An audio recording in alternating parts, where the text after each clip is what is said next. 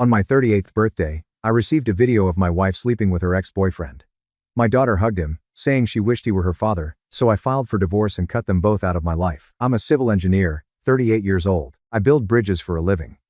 The kind that carry thousands of people every day. The kind that have to hold up under pressure. I thought I'd built a pretty solid life, too. 13 years married to Monica, a 12-year-old daughter named Harper, a house in the suburbs with a 2-car garage and a mortgage. We were actually ahead on.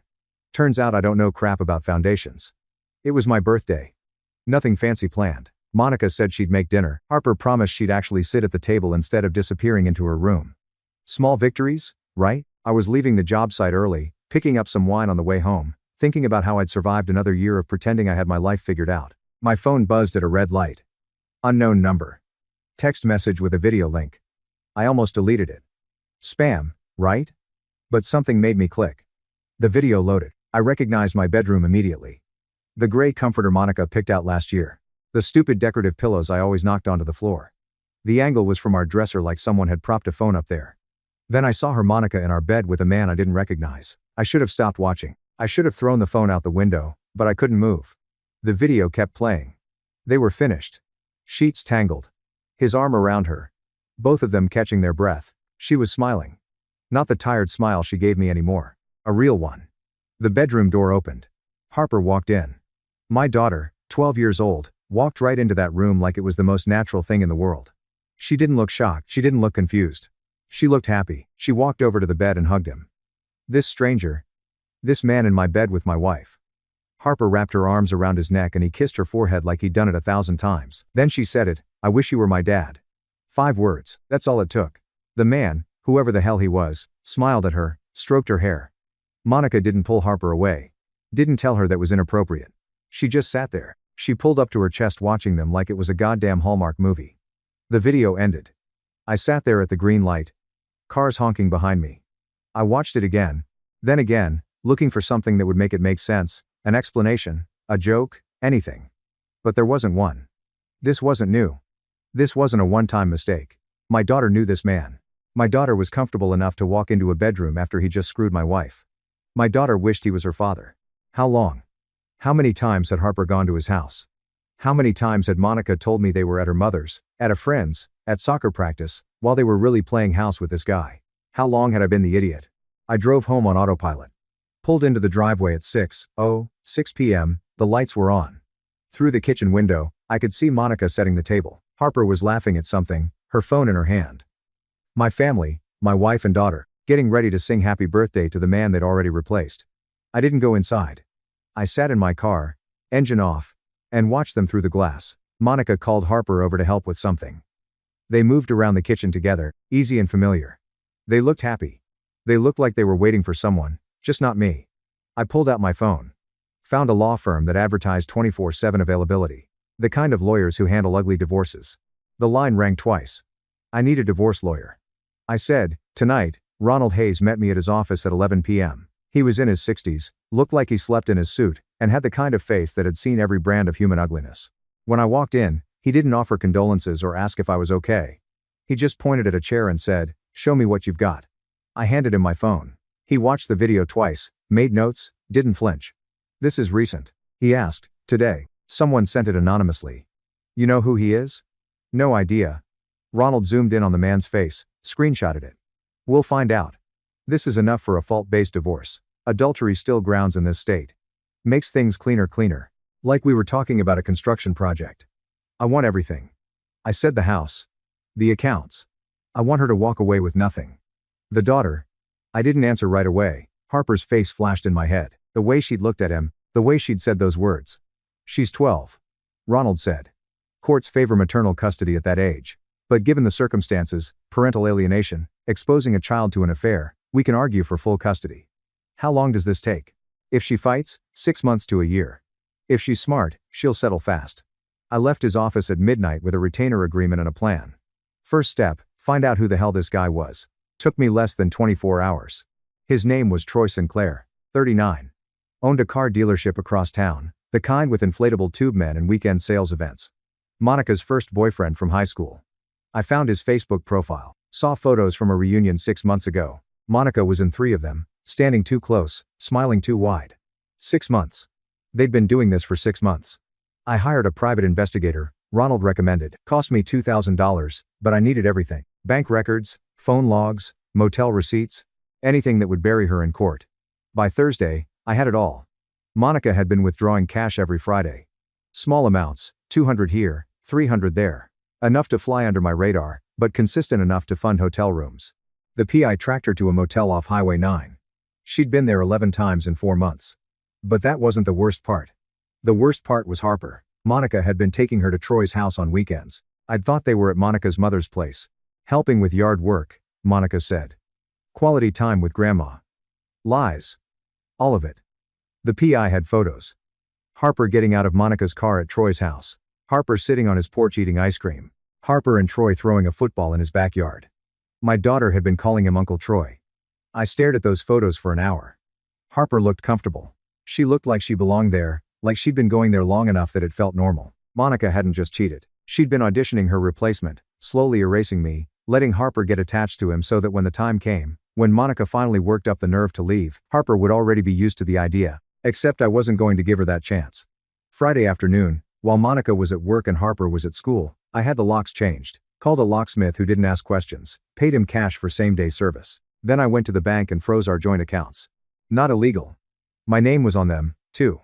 Ronald filed the divorce papers that afternoon. I had them served at Monica's school, hand-delivered by a process server during her lunch break. Maximum humiliation. Then I printed a copy and taped it to the front door. I didn't go inside. I took what I needed earlier. Clothes, documents, my laptop. Everything else could burn for all I cared. I drove to the extended stay I booked that morning and sat in the parking lot. My phone stayed silent for 20 minutes. Then it rang.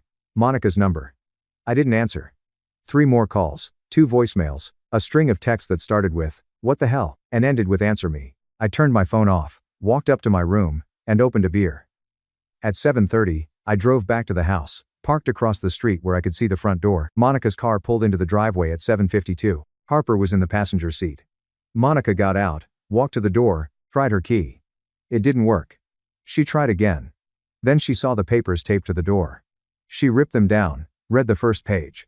Her face went white. Harper got out of the car, asked something I couldn't hear. Monica turned, screamed something at her. Harper backed away. Monica pulled out her phone, started dialing, pressed it to her ear. I watched my phone light up on the passenger seat, her name flashing on the screen. I didn't answer. She found me Sunday morning. I'd been at the extended stay for 2 days, ignoring 47 calls and God knows how many texts. Ronald told me not to engage. Let her panic. Let her realize how badly she'd screwed up. But Monica was persistent.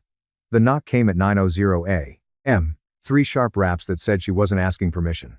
I opened the door. Monica stood there with Harper slightly behind her. Both of them looking like they'd had a rough weekend. "Good, we need to talk," Monica said. "No, we don't." I started to close the door. Harper spoke up. "Dad. Please." I stopped. Looked at my daughter. She wouldn't meet my eyes. 5 minutes. I said. They came in. Monica sat on the edge of the bed. Harper stood by the door, arms crossed, everything about her body language, screaming she didn't want to be there. "This is insane." Monica started. "You can't just lock us out of our house. My house. My name on the deed. We need to talk about this like adults. Adults don't sleep with their high school boyfriends in the family bed." Harper flinched. Monica's mouth opened, closed. "It's not what you think," Monica said. And I almost laughed. "Troy and I. We're just friends. We reconnected at the reunion and stop." I pulled out my phone, opened the video, hit play. Monica's face drained of color as she heard her own voice. Saw herself in our bed. "I have this," I said. "I have the texts. 6 months of hotel receipts. Bank statements showing you bleeding our accounts dry for your little getaway weekends. I know about the 11 times you took Harper to his house when you told me you were at your mother's." Monica looked like she might throw up. "You broke into my phone. Didn't have to. You used our joint account to pay for the motel." She stood up. Tried a different angle. Desperation. "You're hurting Harper. She needs her father. She needs. Tell me what you said in the video." I said to Harper. Harper looked at the floor. "Look at me and tell me you didn't say you wished Troy was your dad." She finally met my eyes and I saw it. Not shame. Not regret. Defiance. "I meant it," she said. "He's nicer than you. He actually listens to me. He doesn't just work all the time and ignore us." There it was. The script Monica had fed her. Poor neglected Harper. Stuck with a father who provided everything but wasn't present enough. Never mind that every weekend I'd asked to do something with her. She had plans. Never mind that every dinner I tried to have, she was on her phone.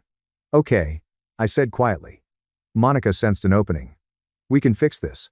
We can go to counseling, Harper didn't mean. I pulled up another file on my phone. An audio recording. Hit play. Monica's voice came through the speaker. Can't keep doing this forever. Harper deserves a real family. She deserves a father who actually wants to be around. Troy's voice. So, leave him, move in with me, we'll figure out the custody thing. Monica, I'm trying. I just need time to set everything up, right? I don't want to lose the house. The recording stopped. Monica stared at me like I'd pulled a gun. That's from 3 weeks ago, I said. You pocket dialed me from Troy's house. 22-minute conversation about how you were planning your exit strategy while making sure you could take me for everything. Harper's defiance cracked just a little. You were using me for financial security while training my daughter to replace me. I said, so here's what happens now.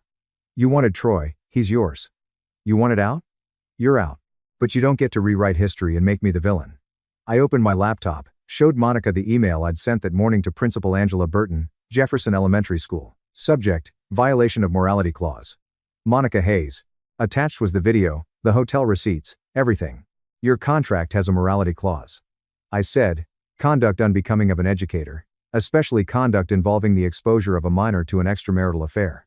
Monica grabbed for the laptop. I pulled it back. I also sent it to your parents. Her face went white. Her parents, conservative, old school. The kind of people who still went to church twice a week and believed in public shame as divine justice. And I posted a very factual, very measured account on Facebook. No names, just facts, timeline, evidence for when you inevitably try to play the victim to our friends. Monica's phone started ringing, then buzzing, then didn't stop. Her mother's name flashed on the screen. Harper started crying. I stood up, opened the door. You wanted him? I said. Now he's all you have. Monica tried to speak, but her phone wouldn't stop buzzing. Text pouring in. Calls from numbers. She recognized. She grabbed Harper's hand and walked out. I closed the door, sat down on the bed, and for the first time in 3 days, I felt like I could breathe. The school board meeting happened on a Wednesday. I know because Ronald got a call from Monica's lawyer that afternoon screaming about harassment and defamation. Ronald put him on speaker so I could hear. Your client sent explicit material to a school administrator. My client sent evidence of an educator violating her employment contract, Ronald said calmly. If your client wants to argue she didn't violate the morality clause, we can do that in court. With the video, the lawyer hung up. Monica was placed on administrative leave that day. By Friday, the leave became permanent. The district didn't want the liability. A teacher exposed her 12-year-old daughter to an extramarital affair. Didn't matter that Harper was her own kid. The optics were poison. Monica lost her job. Her parents were worse. Her mother showed up at my extended stay on Thursday. 73 years old, drove 40 minutes to tell me in person that she'd raised Monica better than this, that she was ashamed, that Monica was no longer welcome at Sunday dinners until she got right with God. I didn't ask her to do that. I just sent them the evidence. They made their own choice. Monica tried calling her father. He wouldn't answer. And Troy disappeared like smoke.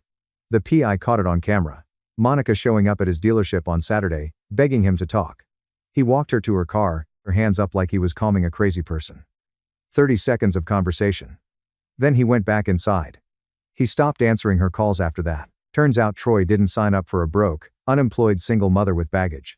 He signed up for the fantasy, the sneaking around the hotel rooms. When it got real, when it got complicated, he was out. Monica hired a lawyer with money she didn't have. Probably borrowed it from somewhere. He filed for spousal support. Claimed Monica deserved half of everything because she'd sacrificed her career to raise our daughter. Except Monica had worked the entire marriage and she hadn't sacrificed crap. She'd just gotten fired for screwing around. The court date got set for mid-November. 2 months away. Meanwhile, I did what I always do when things break. I worked. Threw myself into a bridge project in the next county. Stayed late. Took weekend shifts. My boss noticed, promoted me to senior project manager with a 15% raise. I joined a gym. Started running again. Saw a therapist twice a week who didn't tell me I needed to forgive anyone. Just helped me process the anger so it didn't eat me alive. I reconnected with friends I'd lost track of. Guys from college who had stopped seeing because Monica didn't like them. Turns out they were still around, still good people, still willing to grab a beer and not ask too many questions. I was rebuilding. Monica was falling apart. Our mutual friends tried to play neutral at first, asked me for my side of the story. I sent them the evidence. Most of them stopped talking to Monica after that. A few tried to defend her. Said people make mistakes. Said I was being cruel. I blocked them. Then the mediation happened. Ronald, me, Monica's lawyer, and Monica in a conference room that smelled like stale coffee and broken promises. Monica looked rough. Hair pulled back. No makeup, the kind of tired that settles into your bones. Her lawyer laid out the offer. Monica wanted alimony. Wanted to keep the house. Wanted joint custody of Harper. Ronald laughed. Your client committed adultery, exposed the child to her affair partner, lost her job due to moral turpitude, and alienated the child from her father. She's not getting the house. She's not getting alimony. We're offering her 10% of the liquid assets, and she should thank God for that. Monica's lawyer tried to argue. Ronald put the video file on the table. Do you want the judge to watch this? Because I promise you, he will. And when he does, your client won't get 10%. She'll get nothing. The room went quiet. Monica started crying. Quietly at first, then harder. I didn't feel sorry for her. The lawyer stepped out to confer. Came back with a counteroffer. I keep the house. I keep the retirement accounts. I keep the cars. Monica gets a small settlement. Enough to rent an apartment, get back on her feet. Minimal alimony only for 2 years. And custody, split custody. Standard arrangement. Ronald said it was a win, that we'd crushed her, that I could walk away clean. But then Monica's lawyer said something that made my blood run cold. The court will consider Harper's preference. She's 12, old enough that the judge will ask her who she wants to live with. Ronald looked at me. I looked at the settlement papers. Monica wiped her eyes, watching me. What about Harper? I asked. She's 12, Ronald said carefully. The court will interview her. Ask her where she feels safe, who she wants as her primary guardian. I already knew the answer. Harper had made her choice months ago. She'd been making it every time she went to Troy's house. Every time she called him Uncle Troy. Every time she looked at me like I was the problem. I stared at the settlement papers. Monica's lawyer cleared his throat. We can go to trial or you can sign. Ronald leaned close. This is the best deal we're going to get. Take it. I picked up the pen. I need to add something, I said. Ronald looked up. What? I want to waive custody. The room went silent. You want to what? Monica's lawyer said. I waive all custody rights. Monica gets full custody of Harper. I'll pay child support as required by law, but I want zero visitation, no weekends, no holidays, nothing. Ronald grabbed my arm. Can we have a moment? We stepped into the hallway. He closed the door behind us. What the hell are you doing?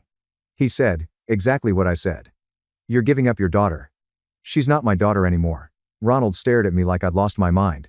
She's 12. Kids say stupid things. You can't just, she made her choice. I said I watched her make it. I'm not going to spend the next 6 years forcing a relationship with someone who doesn't want me in their life. I'm not going to show up every other weekend and watch her count down the hours until she can leave. I'm done. The court's going to ask why. Then I'll tell them. I'll tell them my daughter participated in her mother's affair, that she was groomed to prefer another man, that she told him she wished he was her father, and that I'm not interested in shared custody with a child who's been taught to hate me. Ronald rubbed his face. This is permanent. You understand that? You can't change your mind in a year when she grows up. Good. We went back inside. I added the modification in writing, signed it, slid it across the table. Monica's lawyer read it, looked at Monica. She was staring at me like she didn't recognize me. You're walking away from Harper. She said, you wanted me gone. Now I'm gone all the way. She's your daughter. She wished Troy was her father. So let him be. Oh, wait. He already bailed on you, didn't he? Monica's face crumpled. Her lawyer put a hand on her arm. My client accepts the terms, he said. We signed. Ronald witnessed it was done. I walked out of that conference room $50,000 poorer and completely free. 2 years later, I got an email. I was living in a different city by then. Took a job 3 hours away. Fresh start, new office. I've been promoted twice. Made senior engineer on a municipal infrastructure project that would have my name on a plaque when it was finished. I was seeing someone briefly. Nothing serious. We'd been on 4 dates and she didn't ask about my past because I didn't offer it. The email came on a Tuesday. Subject: Dad, please read this from Harper's school. Email address. I stared at it for a full minute. Then I deleted it without opening it. 3 days later, another email, then another. I set up a filter. Anything from her address went straight to trash. Then Monica tried a message on Facebook. I'd locked down my profile years ago, but she found a way through mutual friends. Troy left. He's engaged to someone else. Harper's been struggling, acting out at school. She needs her father. Please just talk to her. I read it twice. Then I blocked Monica's account. She tried Instagram. Blocked. She tried texting from a new number. Blocked. She sent a message through my mother. I told my mother if she wanted to stay in my life, she needed to stop playing messenger. I didn't feel guilty. I felt relief. I'd rebuilt my life without them. New city, new career trajectory, New routines. I went to the gym 5 days a week, had a small circle of friends who knew me as the guy who worked hard and didn't talk about his ex-wife. I had hobbies. Started woodworking. Took a welding class. Learned to cook something other than pasta. Every year on my birthday, I took myself out to dinner somewhere nice. Ordered exactly what I wanted. Raised a glass to the life I built. No bitterness, no revenge fantasies. Just peace. But last month, Ronald called. "You got a letter," he said. "Came to my office from Harper. Throw it away. It's marked urgent. She sent it through legal channels. I have to pass it to you, then mail it to me. I'll throw it away myself." It arrived 3 days later. Thick envelope, Harper's handwriting on the front. I didn't open it right away. Left it on my kitchen counter for a week. My girlfriend, casual, 5 months in, starting to feel like maybe something real. Asked about it. "Old mail," I said, but she saw the return address. Saw Ronald's law firm. "Is that from your daughter?" she asked. I told her the basics. Divorce. Ex-wife cheated. Daughter chose her mother. I didn't go into details. Didn't need to. "Yeah," I said. "Are you going to read it?" I picked up the envelope. Held it. Harper would be 14 now. Freshman in high school. Old enough to understand consequences. Old enough to realize that actions have weight. Old enough to know what she'd done. "What will you do?" my girlfriend asked. I looked at her. Then at the letter. I already did. I threw the letter away that night. Didn't open it. Didn't read past the return address. Just walked it straight to the trash can outside and dropped it in with the rest of the garbage. My girlfriend watched from the kitchen window. When I came back inside, she didn't ask questions. Just poured 2 glasses of wine and we moved on with our evening. That's the thing about starting over.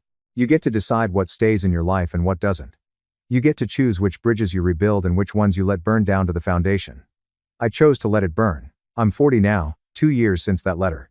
Harper's 16 now, I guess. I don't keep track. I run a team of 11 engineers. We just finished a highway interchange that cut commute times by 20 minutes for 30,000 people. My boss wants me to take over the northern region next year. I'll probably say yes. I bought a house last year. Nothing huge. But it's mine. 3 bedrooms because why not? Office, guest room, and a workshop in the garage where I build furniture on weekends. Sold a dining table last month for $1,200. Guy said it was the best craftsmanship he'd seen. The girlfriend from 2 years ago. We're engaged now. Getting married next spring. Her name's Audrey. She's a physical therapist and she's never asked me to explain myself or justify my choices. She knows the story. She knows I have a daughter somewhere who I don't talk to. She's never pushed. That's how I know she's different. I still hear things. Small town networks run deep even when you move away. A mutual friend mentioned Monica's working as a substitute teacher now. Different district, lower pay, still struggling. Harper's apparently doing okay. Not great. My mother, who I talk to maybe once every 2 months, let it slip that Harper's in therapy. Has been for a year. Anger issues, trust issues. Standard stuff for a kid whose world imploded because her mother couldn't keep her legs closed. I didn't ask for details. Troy married the woman he left Monica for. They live 2 towns over, have a kid on the way from what I heard. He and Monica don't speak. Probably doesn't even remember Harper exists. Funny how that works. People ask me sometimes if I regret it. Walking away from my daughter, burning it all down instead of trying to salvage something. I don't. Harper was old enough to know what she was saying when she told Troy she wished he was her dad. Old enough to understand she was choosing sides. Old enough to participate in her mother's betrayal and think it was fine. I gave her exactly what she wanted. A life without me in it. She's got her mother. She's got her therapist. She's got whatever family members are still willing to put up with Monica's mess. What she doesn't have is me showing up every other weekend, pretending we're a family. Letting her treat me like an obligation she has to endure until she turns 18. I'm not that guy. I'm the guy who walked away when staying would have destroyed me. The guy who chose self-respect over sentiment. The guy who rebuilt his entire life from scratch because the old one was rotten from the inside out and I'm good with that. Last week was my birthday. 40 years old. Audrey asked if I wanted a party. I said no, just dinner. Somewhere quiet. We went to a steakhouse downtown. She ordered the salmon. I got a ribeye. We split a bottle of wine that cost more than my first car. Talked about the wedding. Laughed about her parents asking when we're having kids. When dessert came, she raised her glass. To you, she said. To us, I corrected. We clinked glasses. I looked at this woman across from me, this person who chose to be here, who didn't come with baggage and betrayal and poison, and I felt something I hadn't felt in years. Grateful, not for the divorce, not for the pain, but for the gift that video gave me on my birthday 4 years ago. It showed me the truth. It showed me who people really were when they thought I wasn't looking. It showed me I deserved better than being someone's backup plan. Monica wanted Troy to be the father. I gave them exactly what they wanted. And I've never been happier. Every year on my birthday, I remember what I lost. And every year, I'm more thankful I'm not the man begging for scraps from people who never valued him in the first place. They wanted him in their lives, so I let them have him, and I took my freedom instead. Best trade I ever made. Thank you so much for watching until the end. If you really like our videos, please don't forget to like, share, and subscribe. Have a great day.